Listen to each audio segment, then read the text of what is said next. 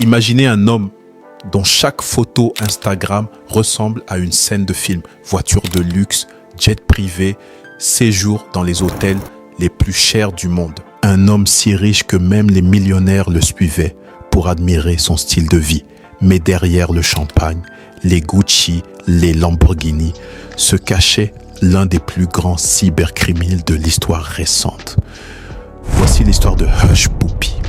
Comment un vendeur de vêtements du Lagos est devenu le roi de l'arnaque digitale avant que l'une des plus grandes opérations policières internationales ne le fasse tomber.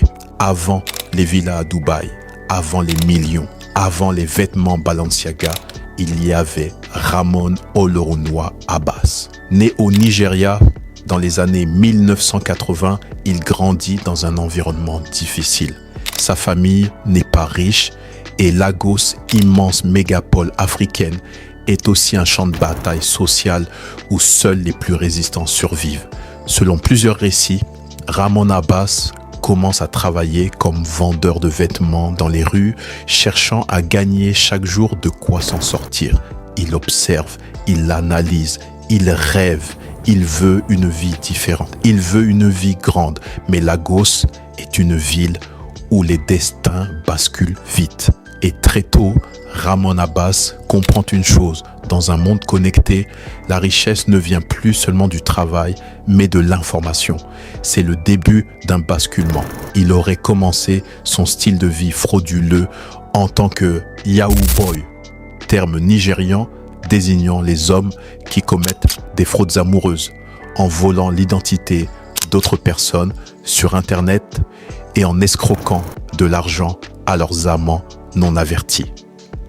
Au fil des années, Ramon Abbas se rapproche de certains groupes impliqués dans ce qu'on appelle le Business Email Compromise ou BEC, un type d'arnaque qui consiste à pirater, imiter ou détourner des communications professionnelles pour tromper des entreprises et détourner des millions. Le système est simple dans sa logique, mais terriblement puissant dans son exécution. Il peut suffire d'un mail modifié, d'une fausse facture ou d'un compte piraté pour faire perdre des millions à une compagnie. Et Ramon n'est pas un simple exécutant. Son intelligence, son sens de la communication, son talent pour manipuler les gens, tout cela va le propulser au sommet. Dans les années 2010, il quitte le Nigeria et commence à voyager. Il passe par la Malaisie, puis s'installe à Dubaï, la ville du luxe, la ville des extrêmes, la ville parfaite pour un homme qui veut briller sans qu'on pose trop de questions. Personne ne connaît vraiment Ramon Abbas le fraudeur. Tout le monde connaît Hush Puppy. Sur Instagram, il construit une identité de millionnaire charismatique, généreux, stylé. Chaque photo est un message. Montre hors de prix, shopping à Gucci, jet privé, suite présidentielle, voiture de sport alignée comme un garage de film hollywoodien. Il expose son luxe sans jamais expliquer clairement d'où vient l'argent. À un moment donné, sur Instagram, Abbas a dit qu'il était un promoteur immobilier et avait une catégorie de vidéos appelée flexing, le jargon des réseaux sociaux pour se montrer. Et plus il montre, plus il attire l'attention. Des millions d'abonnés, des influenceurs, des célébrités, des footballeurs lui écrivent. Les médias nigérians parlent de lui. Hush Puppy devient un symbole. Le symbole d'une ascension improbable d'un jeune Africain devenu immensément riche. Mais dans les coulisses, chaque photo, chaque sac Gucci, chaque jet privé est en réalité financé par des arnaques multimillionnaires. Les enquêtes ultérieures révéleront l'ampleur du réseau auquel Hush Puppy participe. Les montants donnent le vertige. Une banque internationale, tentative de détournement de 100 millions de dollars. Une compagnie étrangère, 14,7 millions de dollars dérobés. Des entreprises américaines, européennes, asiatiques, toutes victimes du même stratagème. Même une école primaire aux États-Unis se fait voler plus de 900 000 dollars. Et ce n'est qu'une partie des sommes identifiées. Si tu veux continuer à apprendre, découvrir et grandir avec moi, abonne-toi maintenant. Chaque abonné compte et ensemble, on va loin. merci pour ton soutien. Hush Puppy n'est pas un hacker au sens technique. Il est un coordinateur, un interlocuteur, un manipulateur, un deal closer, celui qui négocie, organise, distribue les rôles, récupère les fonds. Il communique avec les proches collaborateurs, il gère les comptes et surtout, il dépense sans compter.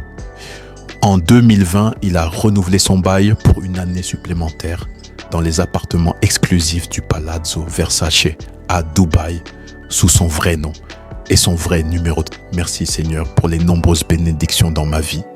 Continue à faire honte à ceux qui attendent que je sois honteux, a-t-il légendé une photo Instagram d'une Rolls-Royce 15 jours seulement avant son arrestation. Mais à force de briller trop fort, on finit par attirer des regards indésirables. Les autorités américaines commencent à remarquer une série d'arnaques géantes dans lesquelles des transferts de fonds passent par les Émirats arabes unis. Et un nom revient souvent, Ramon Abbas, alias Hush Puppy. Les enquêteurs analysent ces réseaux sociaux. Ils comparent les achats de luxe aux comptes piratés. Ils suivent les transactions. Ils observent ses déplacements. Ils mettent sur écoute certains membres de son réseau. Pendant des mois, les États-Unis, l'Interpol et la police de Dubaï croisent leurs données. Tout converge vers un appartement luxueux du Palazzo Versace à Dubaï. Et là, tout s'accélère. 19 juin 2020. Dubaï se réveille sous la chaleur écrasante du désert, mais dans les étages du Palazzo Versace, une opération d'envergure se prépare. La police de Dubaï, équipée de drones, de commandos et de technologies avancées, lance Fox Hunt 2, une opération ciblant les cybercriminels les plus recherchés. Aux premières heures du matin, ils frappent aux portes. Hush Puppy est arrêté. Son appartement est fouillé. Les images de l'opération font le tour du monde. Ce que la police découvre ressemble à un film. 40 millions de dollars en espèces saisies. 13 voitures de luxe, des téléphones contenant des centaines de conversations incriminantes, 2 millions d'adresses e-mail de victimes potentielles, des preuves détaillant des fraudes estimées à plus de 450 millions de dollars. Le château de cartes s'écroule. Quelques semaines après son arrestation, Hush Puppy est extradé vers les États-Unis pour répondre de ses actes. Il est inculpé pour fraude électronique, blanchiment d'argent, cybercriminalité transnationale, usurpation d'identité, tentative de détournement de 100 millions de dollars à une banque. La défense tente de négocier. Hush Puppy plaide coupable dans l'espoir d'obtenir une peine réduite. Mais la justice américaine est ferme.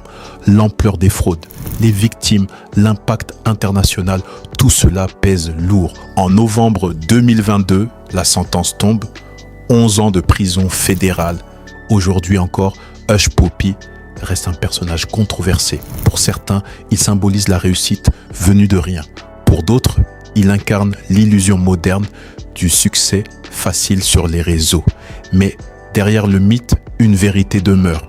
Tout ce qui brille n'est pas or.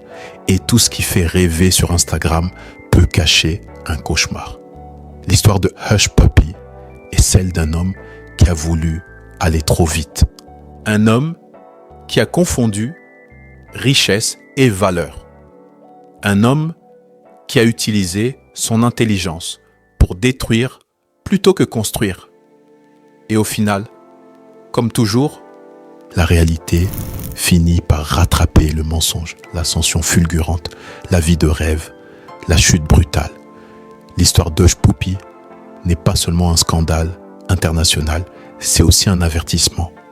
Dans un monde où l'on peut se créer une identité parfaite en quelques clics, la vérité finit toujours par sortir.